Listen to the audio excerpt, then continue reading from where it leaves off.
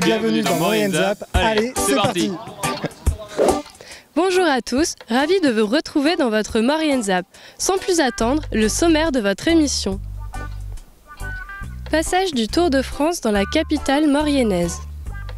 Rencontre avec le sportif atypique Pierre Gagnère dans la rubrique L'invité de la semaine. Et pour terminer, concours de sculpture sur paille et foin de Valoir-Galibier. Voilà pour le programme de cette émission. Le Tour de France 2017 est de passage dans la vallée de la Maurienne.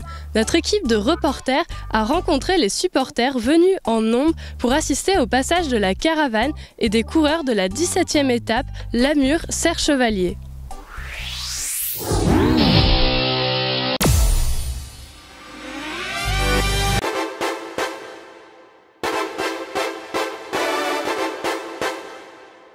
Mercredi 19 juillet, le Tour de France était de passage en Maurienne et il n'y avait pas besoin d'être dans les grands cols pour être au cœur de l'ambiance. Entre le village régional, la caravane, l'attente et le passage des cyclistes, le monde était au rendez-vous dans les rues de Saint-Jean-de-Maurienne. Avant l'arrivée de la caravane, un passage dans le village régional s'impose. Nous accueillons donc sur le village des producteurs locaux, donc plus de 150 producteurs locaux sur toute la tournée Tour de France. Et puis des partenaires bien sûr qui regagnent ce dispositif-là et des animations pour les enfants, un écran géant, un animateur micro. Voilà. Merci de nous accueillir dans cette belle ville avec ce joli paysage. Là actuellement on organise des photos avec les hôtesses protocolaires Carrefour qu'on voit derrière, officiel partenaire du maillot à pois. Voilà. Alors qui c'est qui vient se faire prendre en photo? Tous les gens, les enfants, surtout beaucoup d'enfants. On leur donne une photo, ils repartent avec un sourire. Ça y est, la caravane arrive. Enfants et adultes se pressent pour récupérer les précieux échantillons distribués dans la foule. Allez, on lève les bras! Alors vous êtes en vacances dans le secteur? Alors on est en vacances aux Marches à côté de Chambéry. On a profité aujourd'hui, donc on s'est dit on va venir à Saint-Jean-de-Maurienne pour voir l'étape du Tour de France. Voilà. C'est excitant? Ah bah oui, récupérer plein de choses, ouais. Oui, c'est vrai. On essaye tous d'attraper quelque chose. Allez, quelle ambiance extraordinaire, je vous écoute! Bonjour, comment tu t'appelles? Issam. Et toi? Lilia. Et toi? Lysandre. Alors qu'est-ce que vous avez eu avec cette caravane? Une casquette. Des casquettes, des coussins, des sacs. Ouais. Il y a aussi des prospectus, des madeleines, un sac, des bonbons, des aimants. Ça vous plaît le Tour de France? Oui.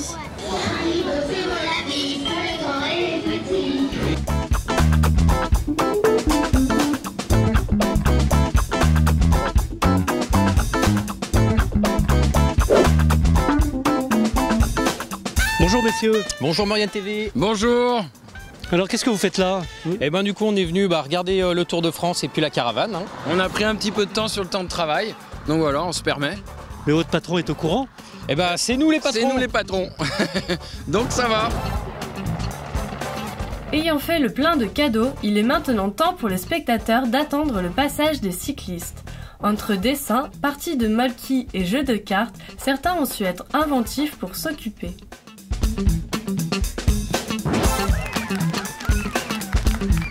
J'ai écrit Romain, c'est un cycliste français. Il est arrivé 3e sur l'étape. Les tant attendus cyclistes arrivent. Le peloton de tête puis le peloton maillot jaune précèdent les autres coureurs. Les encouragements pour le Français Romain Bardet se font retentir.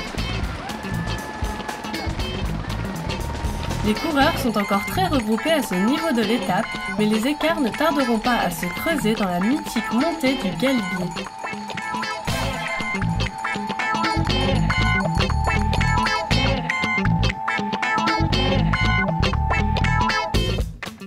Il a fait plusieurs fois le tour de la planète, il pratique le sport de manière extrême, entre raids dans les déserts d'Égypte et escalade dans les montagnes du Népal, rencontre avec le globe-trotteur baroudeur Pierre Gagnère.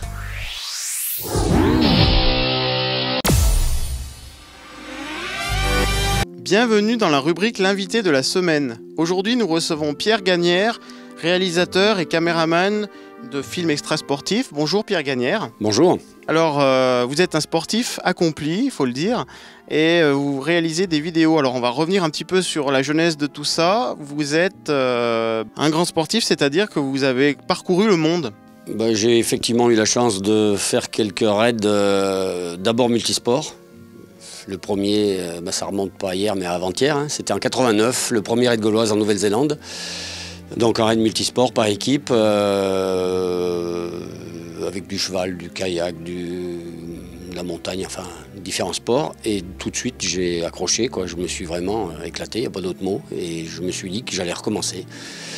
Et comme ces projets coûtaient quand même cher, et bien pour les financer, j'ai dû chercher des sponsors. Et pour chercher des sponsors, je me suis mis à la vidéo et effectivement, c'est devenu une vraie passion. Alors pour revenir au sport en lui-même, vous avez parcouru, donc je disais, le monde. On a d'ailleurs de très belles images ici. Et donc parlez-nous un petit peu des pays que vous avez parcourus, que vous avez fait tourner autour du globe. Oui, je crois que j'ai dû faire plusieurs fois le tour de la planète. J'ai fait quelques très belles courses, des grands raids comme le Gauloise, j'en ai fait quelques-uns. Pour citer les plus beaux, la Trans-Himalaya, au Tibet, Népal, en Équateur, en Argentine, en Nouvelle-Zélande, bref, dans pas mal de pays. Et puis, donc, pendant une quinzaine d'années, je n'ai fait que des raids multisports. Et puis, l'âge venant, je me suis mis à faire des longues distances, des trails, ce qu'on appelle des ultra-trails, donc à pied. Là, c'était non plus par équipe, mais seul. Et je me suis surtout passionné pour les longues distances dans le désert. J'ai traversé plusieurs fois le Ténéré, j'ai fait des courses en Libye, en Égypte. Et puis aussi en France. Hein, et puis en France, j'ai fait mon dernier raid multisport, c'était le raid Canéo, donc un peu l'équivalent du raid Gauloise. C'était en 2008 et on était parti de Versailles à cheval pour terminer à Marseille en kayak avec au milieu je me souviens plus très bien, mais il y avait du VTT, il y avait de la spéléo, il y avait du roller. C'était le même principe que le raid Gauloise. Donc c'était par équipe, 5 coureurs et 2 assistants. Des courses qui aujourd'hui, certaines continuent, perdurent, et puis d'autres ont disparu. Hein. Oui, il y a toujours des courses multisports, mais pas vraiment de l'envergure des Gauloises. C'était des courses un peu mythiques quand même. Hein. On courait à l'époque, c'était à la boussole et à la carte boussole. Aujourd'hui, il y a le GPS, ça va plus vite. Voilà, et puis donc ces très belles images qu'on peut proposer, donc qui sont issues de télé internationales, hein, qui vous ont suivi, qui ont suivi vos équipes, votre équipe. Et puis maintenant vous y êtes mis aussi, c'est ça hein? Oui, effectivement, les premières années, j'achetais les images des différentes télés parce que le Gauloise était retransmis dans beaucoup de pays, donc j'achetais les images. Et puis petit à petit, j'ai eu ma propre caméra que j'avais dans le sac et les derniers Gauloises, j'ai même fait mes propres images. Et puis vous avez compilé tout ça. J'ai compilé tout ça, donc là j'ai fait un petit film qui retrace un peu tout ça. Et puis voilà, avec le matériel moderne, aujourd'hui, on arrive à faire des images. Alors justement, je crois que vous avez été sollicité par l'Ultra Trail Beldon, hein, l'échappée belle, et depuis quelques années, vous les suivez, c'est vous qui êtes derrière la caméra. Donc on vous retrouvera avec plaisir sur le parcours. Oui, je serai derrière la caméra, là, et non pas les baskets aux pieds. Alors on rappelle juste en une ligne donc cette course, peut-être. On part de Visil. Et on traverse tout le massif de Beldon pour arriver à Aiguebelle, Isère, Savoie, 144 km et 11 000 mètres de dénivelé, par des sentiers qui sont assez typés montagne. Donc c'est vraiment une belle course. Eh bien, écoutez, en tout cas, avec plaisir, on suivra tout ça et puis on vous souhaite beaucoup de plaisir dans vos prochaines réalisations. Oui, j'espère que je vais encore faire de belles vidéos et peut-être encore quelques belles courses. Pierre Gagnère, merci de nous avoir accordé cette interview. Quant à nous, nous nous retrouverons dans une prochaine émission et à bientôt. Merci de votre fidélité. Après les sculptures sur glace et neige, place aux sculptures sur paille et foin. En effet, Valoir-Galibier organise chaque année cet événement artistique unique en France.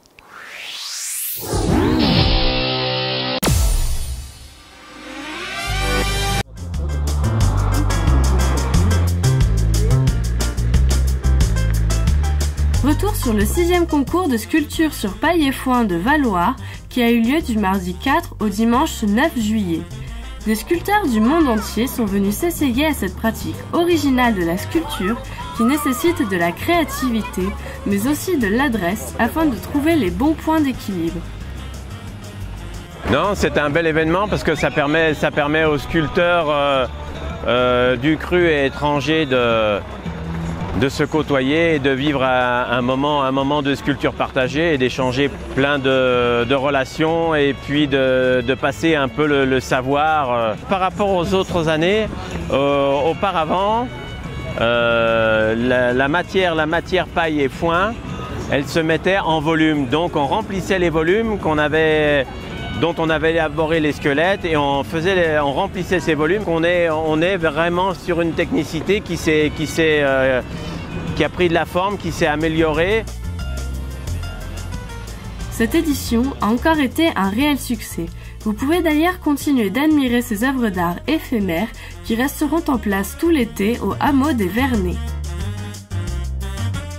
Votre Maurienne Zap touche à sa fin. Bonne semaine à tous, on se retrouve vendredi prochain, mais avant de se quitter, n'oubliez pas votre agenda de la semaine.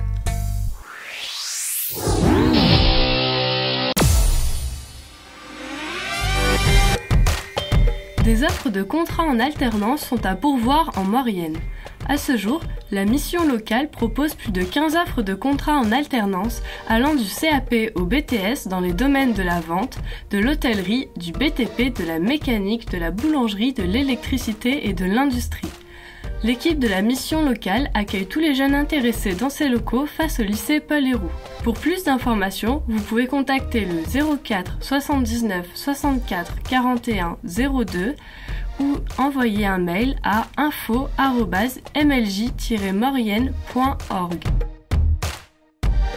L'Office du tourisme de Saint-Jean-de-Maurienne propose chaque mercredi après-midi une chasse au trésor ouverte aux enfants de 7 à 12 ans. C'est l'occasion pour eux de découvrir la ville autrement et de partir à l'aventure pour tenter de retrouver un précieux trésor. L'activité est gratuite et dure 1h15. Pour réserver, vous pouvez vous rendre directement à l'ancien évêché ou contacter le 04 79 83 51 51. Vous trouverez plus d'informations sur le site www.saintjeandemaurienne.com. N'hésitez pas à faire part de vos remarques et à nous suivre sur les réseaux sociaux.